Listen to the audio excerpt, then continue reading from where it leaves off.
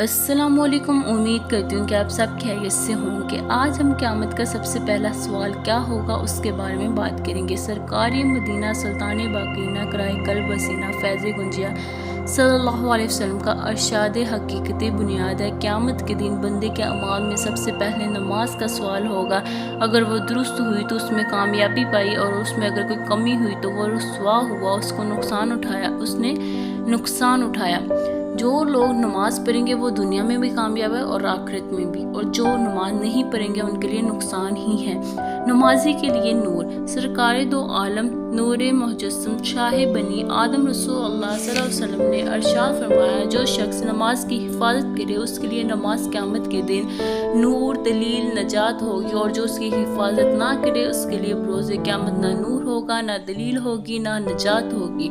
और वो शख्स क़यामत के दिन फ़िरौन, कारून, हम्मान, उबी बिन खलीफा के साथ होगा।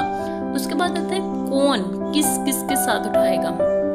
हज़रत सैयदना इमाम मोहम्मद बिन अहमद अलैहि रहमतुल्लाह नकल कहते हैं, बूज़ उलमा कराम फरमाते हैं, बेश नमाजी को उन चार यानी फ़िरौन, कारून, हम्मान, उबी बिन खलीफा के साथ इसलिए उठाया जाएगा कि लोग अमूमन दौलत, हुकूमत, वज़रात, तिजारत की वजह से नमाज को तर्क करते हैं। जो हुकूमत की मशगूलियत के सबब नमाज नहीं पढ़ेगा उसको हशर यानी उसका उठाया जाना फ़िरौन के साथ होगा। जो दौलत के बायस नमाज तर्क करेगा उसको कारून के साथ हशर होगा, और अगर तर्क नमाज का सबब वज़रात होगी तो फ़िरौन के वज़ीर हम्मान के साथ हशर होगा, और अगर तिजारत की मसरूफियात की वजह से नमाज छोड़ेगा तो उसको मक्का मुकरमा के बहुत बड़े ही काफिर ताजर उबी बिन खलीफा के साथ रोज़ क़यामत में उठाया जाएगा। हुज़ूर सल्लल्लाहु अलैहि वसल्लम इरशाद फरमाते हैं, नमाज मेरी आंखों की ठंडक है। हमें नमाज पढ़नी चाहिए और दूसरों को भी तलकीन करनी चाहिए कि वो भी नमाज पढ़ें, नमाज की पाबंदी करें। उसके बाद आता है शदीद ज़ख्मी हालत में नमाज। जब हज़रत सैयदना उमर फ़ारूक रज़ियल्लाहु पर कातिलाना हमला हुआ था तो अर्ज़ की, ए अमीरुल मोमिनीन नमाज का वक्त है। फरमाया, जी हाँ सुने। जो शख्स नमाज को ज़ाया करता है उसका दीन में, उसका इस्लाम में कोई हिस्सा नहीं है।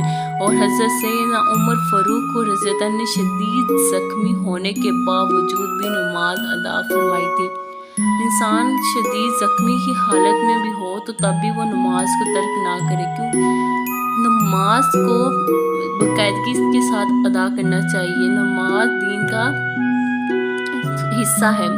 उसके बाद है हज़ारों साल अजाब का हकदार। मेरे आका आला हज़रत अली हज़रत अहमद रज़ा खान फरमाते हैं, ईमान के अकायद के बाद जुमला हकूक़ुल्लाह में सबसे अहम व अज़म नमाज है। जुमा व दीन या बिला पाबंदी पांचगाना नमाज पढ़ना हरगिज़ नजात का जिम्मेदार नहीं। जिसने कसद एक वक्त की नमाज छोड़ी हज़ारों बरस जहन्नम में रहने का मुस्तहिक हुआ। जब तक तौबा ना करे, उसकी कज़ा ना कर ले, मुसलमान अगर उसकी ज़िंदगी में उसे यकते लक्त यानी बिल्कुल ही छोड़ दे, उससे बात ही ना करें, उसके पास बैठे ना, उससे बात करी ना, तो वो ज़रूरन उसका सज़ावार है। अल्लाह ज़ुल अरशाद फरमाते हैं, और जो कहीं तुझे शैतान बुलावे तो याद आए पर जालिमों के पास ना बैठना। शैतान को बुलाए लेकिन जालिमों के पास ना बैठना। उसके बाद है नमाज पर नूर या तरीक़ी के असबाब। नमाज पर नूर और तरीक़ी के क्या असबाब हैं। हज़रत सैयदना उबाद बिन रज़ियल्लाहु से रवायत है कि नबी करीम सल्लल्लाहु अलैहि वसल्लम का फरमान है, जो शख्स अच्छी तरह वुज़ू करे फिर नमाज के लिए खड़ा हो, उसके लिए रुकू सुजूद क़राअत को मुकम्मल करे। नमाज कहती है, अल्लाह ताला तेरी हिफाजत करे जिस तरह तूने मेरी हिफाजत की। फिर उस नमाज को आसमान की तरफ ले जाया जाता है, उसके लिए चमक और नूर होता है, बस उसके लिए आसमान के दरवाजे खोले जाते हैं, हत्ता कि उससे अल्लाह ताला की बारगाह में पेश किया जाता है, और वो नमाज उसकी नमाजी की शफाअत करती है। और अगर वो उसका रुकू सुजूद और क़राअत मुकम्मल ना करे तो नमाज कहती है, अल्लाह ताला तुझे ज़ाया कर दे जिस तरह तूने मुझे ज़ाया किया। پھر اس نماز کو اس طرح آسمان کی طرف لے جایا جاتا ہے کہ اس پر طریقی اندھیرا چلتی ہے۔ جو نماز پڑھتا ہے اس کے بارے میں نماز بھی کہتی ہے کہ اللہ تیری حفاظت کرے۔ پھر اس نماز کو جب آسمان کی طرف لے کے جایا جاتا ہے تو چمک اور نور ہوتا ہے، اور جو نماز ضائع کر دیتا ہے یعنی چھوڑ دیتا ہے اس کے لیے نماز بھی کہتی ہے جیسے تو نے مجھے ضائع کیا ہے، اللہ تجھے بھی ایسے ضائع کرے۔ جو لوگ نماز نہیں پڑھتے اس کے لیے آسمان پر دروازے بند کر دیے جاتے ہیں، پھر اس کو پرانے کپڑے کی طرح لپیٹ کر اس نمازی کے منہ پر مارا جاتا ہے۔ جو لوگ نماز نہیں پڑھتے ان کے لیے سخت عذاب ہے۔ اس کے بعد ہے برے خاتمہ کا ایک سبب۔ حضرت سیدنا امام بخاری رحمۃ اللہ فرماتے ہیں، حضرت سیدنا نے ایک شخص کو دیکھا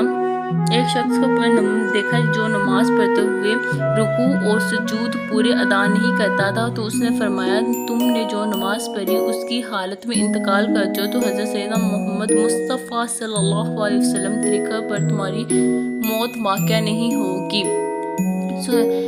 سنیے نسانی کی روایت ہے میں یہ بھی ہے کہ آپ نے پوچھا تم کب سے اس طرح نماز پڑھ رہے ہو؟ اس نے کہا 40 سال سے۔ فرمایا تم نے 40 سال سے بالکل نماز ہی نہیں پڑھی، اور اگر اسی حالت میں تمہیں موت آ گئی تو دین محمدی علیہ الصلوۃ والسلام پر نہیں مرو گے؟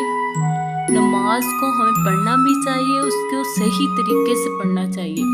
اس کے بعد نماز کا چور یعنی جو نماز میں چوری کرتے ہیں۔ حضرت سیدنا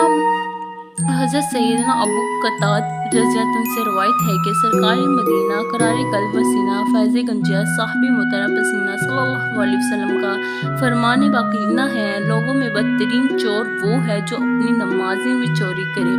عرض کی یا رسول اللہ صلی اللہ علیہ وسلم نماز میں چوری کیسی ہوتی ہے؟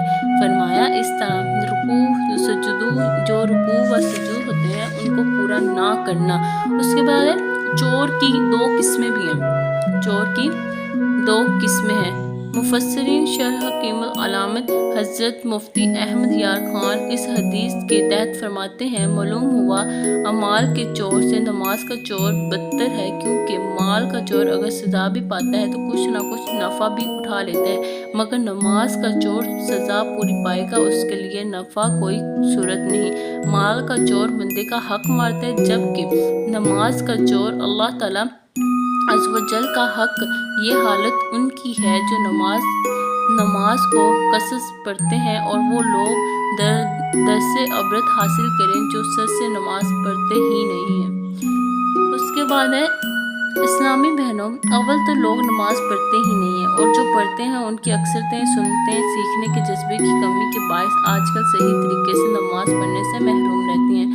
یہاں مختصر نماز پڑھنے کا طریقہ پیش کیا گیا ہے، برائے مہربانی سنت سادہ غور سے پڑھیں اور اپنی نمازوں کی اصلاح فرمائیں۔ اسلامی بہنوں، نماز کا طریقہ آگے ہمارے پاس آ جاتا ہے نماز کا طریقہ، لیکن یہ ہم کل کے عنوان میں پڑھیں گے کہ نماز کا اصل طریقہ کیا ہے۔ آج کے لیے بس یہی، امید کرتی ہوں کہ آپ کو میری ویڈیو پسند آئی ہوگی۔ لائک کریں، کمنٹ کریں، شیئر کریں اینڈ سبسکرائب کرنا مت بھولیے گا۔ جزاک اللہ۔